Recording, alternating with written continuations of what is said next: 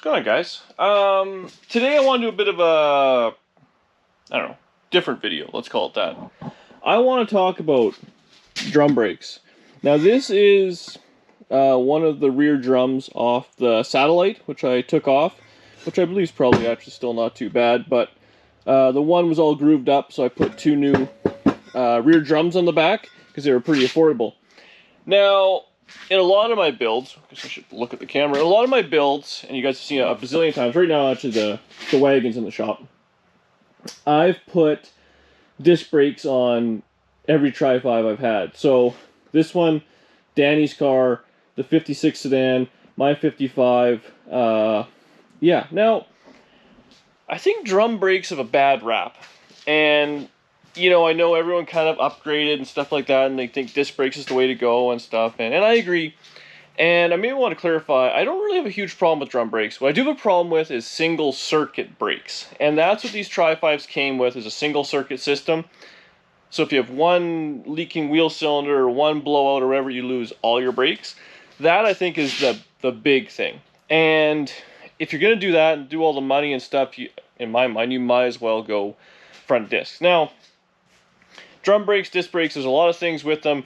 Drum brakes are typically lighter. You can set them up for no drag, for drag racing, stuff like that. There's more contact surface. Big rigs use them still to this day for the most part. I mean, they're a good brake, a good system. They are subject to a few things. If they don't self-adjust or whatever, they do need maintenance. So back in the day, you'd put drum brakes on something, people would forget to maintain them, the pedal would get squishy and all that sort of stuff, and then brakes would go away. Obviously, it's a problem. They're subject to brake fade. They maintain the heat a lot more than discs.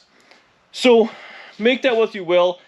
I still think they're a good system, and at the end of the day, when I was doing the satellite, I was cheap about it, and I just did brake shoes on it.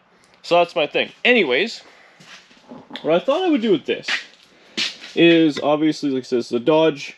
We got the Chevy in the shop, but I want to do a cutaway and maybe just show exactly how they work.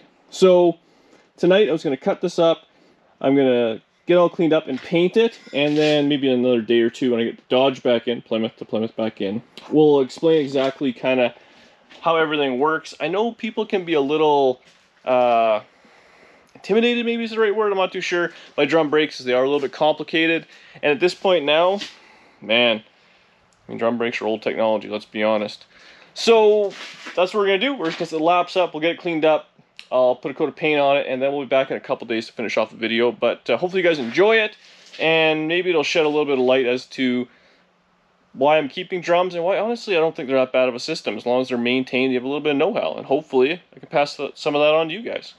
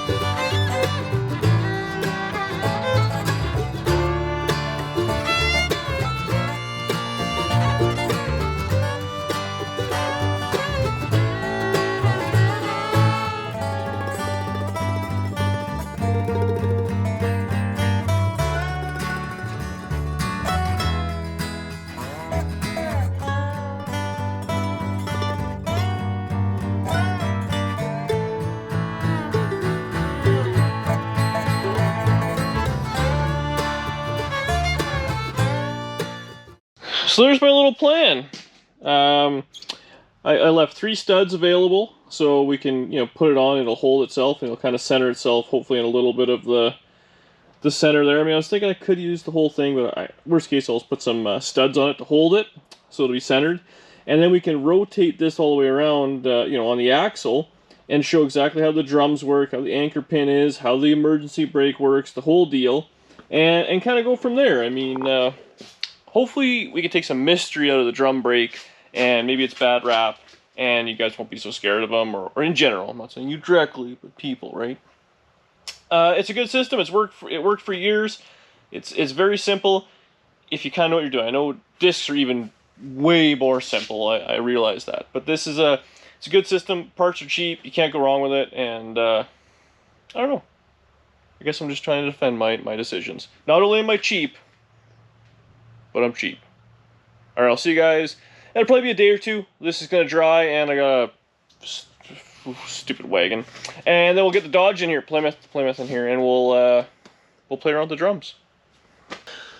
Well, cards on the table. It's been a long time since I cut up this brake drum.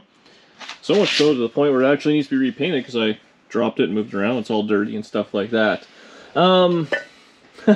Honestly, hope I still have the beginning of the footage because, well, my computer's about as organized as my garage. Anyways, we're just kind of dialing this thing together. We're taking it in for inspection right away. And while I was doing that, I actually wanted to adjust the brakes because they were a little on the snug side. So, look at this lighting I got. That's amazing. Anyways, well, drums are way easier to take off two-handed. Gentle. So, I figured I'd kind of give you a little once-over of how drum brakes work, and why everyone's so panicked about them, and how they're really not that big of a deal. The big issue with drum brakes that everyone complains about, and I will agree, is heat. They do create a lot of heat. So they have brake fade if you're really, really clouting on them. So if you're bringing up to 100 miles an hour, you can stop once. The second time you're going to feel it. By a third time, you ain't stopping. So they're fine for drag cars. They're fine for, I mean, something like this. Just a full-size cruiser. We're driving around. We're not throwing it in corners. We're not doing like that. Light to light, I don't think I'll ever notice any sort of brake fade whatsoever. You're doing road racing or really hot lapping the car, okay, yes, disc brakes are the way to go. That being said, a lot of cars that I've done, you put discs on the front, leave drums on the back. So this video can apply to almost anything with rear drum brakes. Well, which almost everything has, except for new stuff, which I can't afford. And I guess maybe 8.8s or something like that have disc brakes in the rear. So people are panicked about these things, and you know, the biggest tip I always say is take pictures before you take it apart. That's the number one thing, because there's a lot of little springs and clips and stuff like that that can be a little scary looking, and when you take it all off and sitting on the ground, there are a lot of parts. But it's kind of like math. It only works one way, and you gotta make sure it's done right. And I ain't good at math. So a basic little rundown of what you got. You got your brake shoes. Obviously that's your brake drum. The brake shoes run off of this wheel cylinder, and as you step on the pedal, it pushes these little, take one of my legs down, one of those little push rods, and it pushes the shoes away from each other, which then pushes it into the drum. Pretty simple. These springs will bring it back. On the bottom side, this is your star wheel, which is your adjuster. In this case, it does have an automatic adjuster. In reverse, it will, if it needs to be, it'll click this and expand the drum. So that's how you set your adjustment. As the, hang on there, light. As the brake shoes, the material wears down, obviously the distance becomes greater, which the pedal will become greater to get engagement. So this will automatically adjust it. Old stuff, Tri-5 Chevys, they do not have automatic adjusting brakes, so you have to get in there and kind of adjust them. I mean, that was when cars were cars, right? You had to set the points, or clean the points, or change the points, adjust the brakes, give it an actual tune-up. I mean, back in the 50s and early 60s and stuff like that, before electronic ignition, auto adjusting brakes and all that, you had to be getting a car serviced every 6 months. You know, it would run fine, it would start running worse, another 6 months goes by, it's running really bad, and by like a year and a half, the car ain't running, or it's not stopping, or it's like it needed constant maintenance, which this did eliminate a lot of those things, which is both good and bad. It sure let people be lazy. Anyways, back to the brakes. The whole mess is held together with these pins, which go in through the back, and they just have a set of springs, which are pretty simple. So they're simple push in, quarter turn, and it all comes apart. That's very easy. This rod right here is the spreader bar, which controls the parking brake assembly. Now, unfortunately, the brakes together, it's hard to show this, but you can see this little, I'm going to point to it, then show you the light. Right there's a little lever, and as you pull on that, it is going to force into this lever, which basically is doing the exact same job as the wheel cylinder, but the wheel cylinder does it with hydraulic pressure. This is going to do it with a cable, so it's manual, so emergency brake, park brake, whatever you want to call it. Danny's actually in the car, so we can show you. Can you step on the brake, the emergency brake, all the way on the left, babe? There you go. So you can see right here, can you actually pull the lever and let it in? And just click it real slow, actually. So you can see it moving, yeah. Keep going. And then there you go. Now the drum, because there's no drum on it, it pushed the shoe away, but that would be equally spread between two and stuff like that. Now release it. There you go. So that is essentially how the drum brake is going to work, just with the park brake. Now, this little adjuster here or lever, you want to have play in this.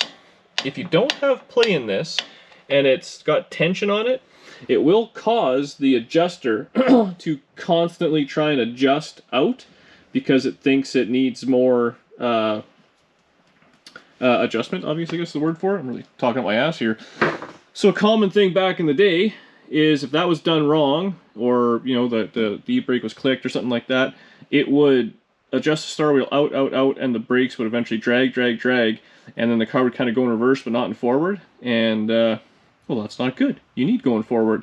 So that's kind of the gist of the whole deal. Everything is held on with this little anchor pin. That's a pretty important part. And I mean, there's a couple little kind of spacers. I don't know what the technical terms are, to be honest with you, but that's exactly what it is. On the backing plate where the shoes ride on the backing plate there, you put a little bit of ice but never sees on it, so that keeps them from squeaking and all that sort of stuff. I think I pretty much covered it. Anyways, we'll put on my demonstration drum, and we'll kind of see how this thing works with the hydraulic wheel cylinders with an actual drum on it. So we'll be right back once I get it on. All right, we're back. Two things. First off, you better go on the site there and check out the merch. Kind of hard to show my chest up here. DD Speed Shop merch. The flannel is supplied by Amazon. Second, this whole video is so MURch, you guys all know MURch, he was a high school automotive teacher, so this is like his favorite thing. So make sure to leave a comment that hey MURch, Dan's not terrible. Oh, one thing I forgot to say, and it just sprung to me, when you're putting your shoes on, get it a little bit, anyways, the shoes, they look the same, they'll have the same kind of stuff on them. They might have different holes actually for the lever, I'm not too sure. But a good rule of thumb, the back shoe has more material on it than the front. So just remember, Bob, big on back, and that's for front and rear, doesn't matter. Lots of times I see it, I've done it myself, you put them on backwards because they do work, but you want to make sure that's not the case. Now, when I cut this drum, I cut just kind of half of the material on the shoe, or on the drum, I should say, sorry. Now, the drum, when you measure them, they are measured inside to inside of the braking surface. On this case, they're a 10-inch drum, and they have 60 thou worth of wear, so they can wear 60 thousandths before they are considered garbage. A lot of people, which I think is hilarious, I put new drums on a lot of stuff because they're wore out or really badly grooved and stuff. MURch automotive feature, he was a big believer in obviously brakes and stuff like that. B, we have to get everything inspected here, so they have to be within spec. I know a lot of you guys don't have that, so a lot of guys just say put the old drums on and run them, and fill your boots, do whatever you got to do there. I'm a big believer in having them at least turned on a lathe so they're nice, or I mean, they're so cheap now, just buy a set. I bought brand new ones for this because they were actually wore out, but they were so badly grooved in there, they were a nightmare. Oh, and I'll show you how to take them off if someone's totally mangled these things. There's a little star wheel trick on the back. Anyways, so that's where we got. That's how the friction material works. This will just kind of spinny. I still got them adjusted a little tight. But that's kind of how that's going to work. Can you step on the brakes, babe? No. Let that one go and step on like the actual brake pedal. Okay, now let it off. And again. Hopefully you can see it doesn't have a lot of travel. One more time. Do you want me to go slow? Yeah, just go slow. Go slower. Well, faster than that. Faster. Faster. Nothing's happening. Okay, well just, yeah. So, again, all that's happening is the exact same thing. Actually, just go fast on and off a bunch of times. There you go. That was way smarter than trying to go slow. So that's all that's happening is the wheel cylinder is getting filled with fluid from the master cylinder, running through the brake lines, coming in here. It goes in there, it tees off, and it has to go somewhere until the pedal gets hard because there's nowhere else for the fluid to go because we got metal on metal or friction surface on friction surface. So that is a drum brake. Very, very simple. In a lot of ways, I didn't know this. Uncle Tony schooled me that on Dodge stuff anyways, front drum brakes are actually lighter than disc brakes. So if you're a race car guy and every pound counts, he said it was like 30 pounds, which I mean for typical cars like 100 pounds is like a tenth, so you're making progress. And again, if you're just using it once, you got a drag strip, drum brakes are fine. Don't panic about disc brakes. They're a good system, they've been used forever. A lot of semi-trucks still use drum brakes the whole way around on the trailers, on their front axles, everything. They really can't screw up, in my mind. That being said, I do put disc brakes on a lot of stuff, but in this case, I am not, and yeah, hopefully you guys can take a minute and understand why. So that's that. Now, one last thing, I will show a little tech tip here about people screwing stuff up. So I already covered the little spreader bar there. That's a big one. Springs going on backwards and all that. I've seen that. The shoes on backwards. That's another one. You don't want to do that. But one that's real common that I've seen, and it's a nightmare as the guy buying old junky cars. So the shoe, you can see these were adjusted wrong. It will wear in to the drum here, and it'll actually cause a ridge to form. So the shoe will be embedded into the drum itself. So you can't pull the drum off because the shoe is going to be actually inside this surface, which is an absolute nightmare to get off because there's no way to get it off. So I'll take this all apart and I'll show you how to do that. Okay, so we're down on the ground. Here are the evil parts of getting a drum off. Now, when a drum has been on the car for many, many years, it can get rust on the end of the hub, or whatever you want to call that, axle, I guess. And it will get stuck in here, which makes it a nightmare. Now, typically you can smack it with a hammer and break that loose. Or, I mean, many times I've done it, you have to heat up this area with a torch. It'll expand. A lot of times you hear it go pop, and then it'll come off. Sometimes they stick around the lugs, typically, or the studs, I say, typically not. But again, if people just run the drums forever, never have them turned, it will leave. This being a used drum, maybe we can kind of show a little bit better. I guess I cleaned it up. But you can see how there's just a little ridge, kind of right where my finger is there. It's a different color. So the brake shoe doesn't ride right to the end. There is that 1/4 inch, or whatever it is, where it doesn't get touched. So naturally, as it's being used, you're wearing all that material, but not there. So you'll have that step down, and then these will self-adjust. And then even when they're all the way in, because they've been adjusted so far out, they need to come in and they can't. You have to adjust the star wheel. Well, how are you going to adjust the star wheel when the drum is on? Exactly. Oh, I just lost the piece I wanted to show you. Oh, here it is. On the back of every drum brake backing plate is a couple of plugs like this. And I pulled one out. We'll just get under here and kind of show it. You want to put them back in. So there's one in the front, one in the back. Now the reason there's two is backing plates are basically all the same, and depending on what way the wheel goes, the star wheel is going to be one way or the other. So you will pop that out. You will need one of these tools, which is a star wheel adjusting tool. You will put that in, and then as you can, how can I show you here?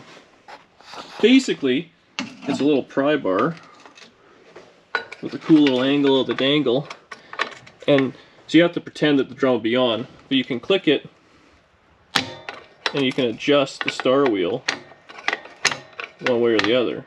So you got to go against it, which is a pain. But what that will do is that will turn in the star wheel, which will allow the pressure to come off, and then it'll allow these springs to suck it back in. So you're essentially making the diameter, circumference, whatever it is, radius, smaller. So it gets smaller, smaller, smaller, smaller, until the size of that will be smaller than the size of the ridge on your drum. So the drum will come off. I've seen guys, I've done it myself, you're frustrated no matter what you do, and in that case what will happen is the drum will be on, but it'll be kind of loose. You can move it this way, like as if it was going to be rolling, but it won't come that way. It'll be loose on the lugs, it'll be loose on the axle, but it won't go that way. And if you're cranking on it, you'll put a pry bar in here. I've done it myself. You put a pry bar and you'll do that and it'll snap back because the spring is allowing it to come out but then pop back, and there's no real way around that. So get in there and do that. Be a good guy and put these plugs in, because if you don't have these plugs in, road grinding stuff gets in here and then the star wheel can be junk, which is a pain. Actually, on this car, these were missing. Well, some of them anyways. And I actually had to get in here with the pry bar, and I popped it, so I put so much pressure on it, it actually blew the star wheel off the drum, and that's how that worked. So there you go. Drum brakes 101. As much as I know, as much as I do, it might not be right. I'm not gonna lie, I'm no genius here, guys. But we almost always come to a full stop almost all the time. So I'm gonna take that as a win. I'm gonna put these drums back on. Hopefully it's something you enjoyed. I really like doing these kind of, I don't know, what I do videos. I don't want to call them how-tos or tutorials, because I'm by no means an expert at anything. But if I can figure it out, anybody can. And I don't want anyone being scared of drum brakes. They're so cheap to do. I think the shoes on it were like 18 bucks. I bought the whole kit with springs and all that was, I think it was $9. And that's for both sides, like $9, and then $9 for the front. And then wheel cylinders, they were cheap too. Old guy, I mean, you can take these wheel cylinders apart, hone them, put them back together, but I think they were same thing, like 10 bucks. So for a small investment, you can have the brakes going. The drum is the more expensive part. I think they were $40 each, and then shipping was a pain, but because they're heavy and I'm in Canada. If you're in the States, it's probably like $-. They give it to you for free. So for, like, I think I got, because I did all the brakes around, the front drums were good. I just did rear drums, so they were 100. Let's say it's another 40, you know, so I don't know, $300. We had all new brakes the whole way around. I replumbed them and everything. Brakes are important. You want them to work right, you want them to be new, you want them to last. And for the amount of miles this thing's going to be put on, the time I have it in my lifetime, it'll probably never need another brake job, you know. We're only going to put 5,000 miles on a year at best. So there you go. Thanks for watching. Hope you enjoyed it. Leave a comment below. Tell me I'm right or wrong. I can take it either way. I'm better taking comments than the negative stuff, but you never know. Subscribe to the channel, tell your friends, blah, blah, blah, all those things, and I will see you on the next video, and hopefully this thing's cruising down the road. All right, see you later.